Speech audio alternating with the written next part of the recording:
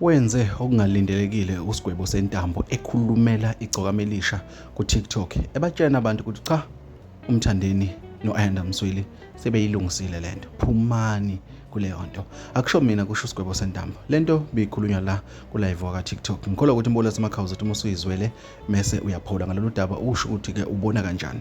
uSigwebo Sentambo wayihlahla ngempela lenhloko qedwe wayishiyela abantu ukuthi cha bafowethu mayibe ncane nanto udaba luphelele awuyizwele. Uthi udilithile uyabo. Angiboni ukuthi bese kumele abantu bexabane ngempela kubangwe le yanto leyana uyabo. And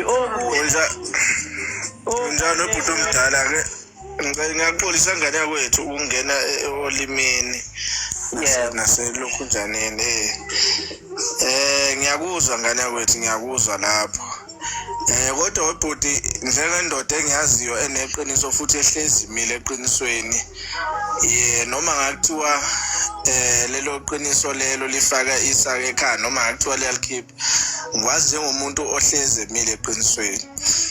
Umfo kaManqele angibeke nje mfowethu sikhulume singabi ukuthi kanjani umfowethu loyana sibukhonzile mina ngapha kuma Blue Nation kodwa mfowethu ukulandela uMaskandi ngasuka nawo kude kakhulu kobhuti ulokho njani umgqumeni size kobhuti omdala lapha nomtshengiseni yabo. Yebo. Umfowethu yebo bafowethu alikho isoko elingenasi isici uyabona.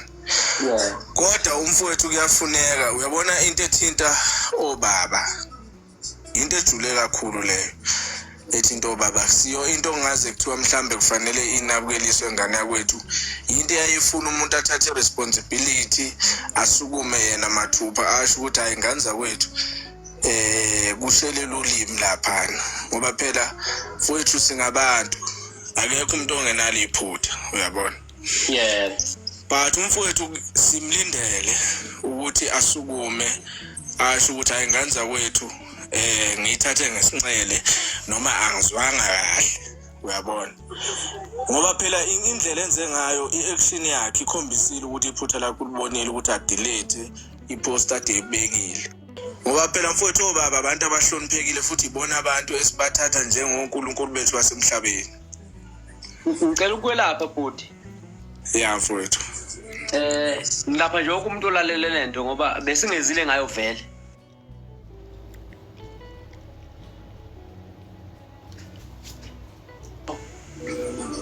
Ubaba uMsweli noMthandeni le nto sebeyikhulumela idlule kudala.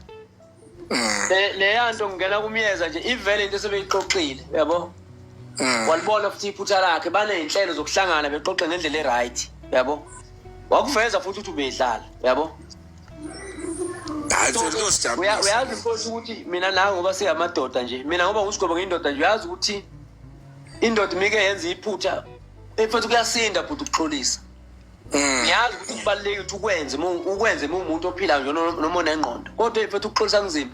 Mina ngeke ngibone ngisho ngenza iphutha la endlini ngathi iphutha kodwa lo mama mayelibuza ngeke ngivuke ngolaka nje ngihambe ngivuke ngolaka ngathi iphutha kodwa endleleni ngibe ngathi yazi ngageja uyabo. Ukuvuma iphutha kunzima futhi ukulivuma public kanje kunzima kodwa okujabulisile kancane ukuthi ukwazi ukuthi la enze khona iphutha akhomba ukuzehlisa khona asimnike ithuba ukuthi unephutha ngalolu ndlela ukuthi uyobuya-ke sebuya la esojabe ukuthi ngenza iphutha yabona. Ngiyakuzwa nanokuthi mfowethu engifuna ukuqonde manje ungikhiphe mhla onana kunjani emagodini mangiqeda lento yabona mfowethu uma ngabe uli-defender udlala emuva nike nithi niwina ngo-1-0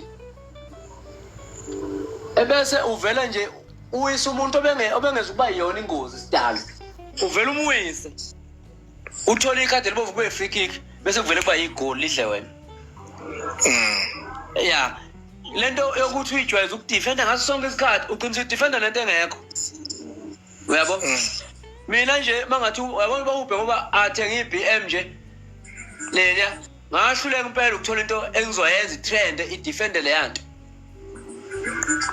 kube ngangina ngizoyenza into eyizovimba le yanto. Ngiyabonga ngicela abafuthi ningikhiphe Hayi kulungile ngane yakwethu kuyezwakala. Yabona ngendlela nami futhi ebengade lento ngiyithathe ngeenga ngakhona.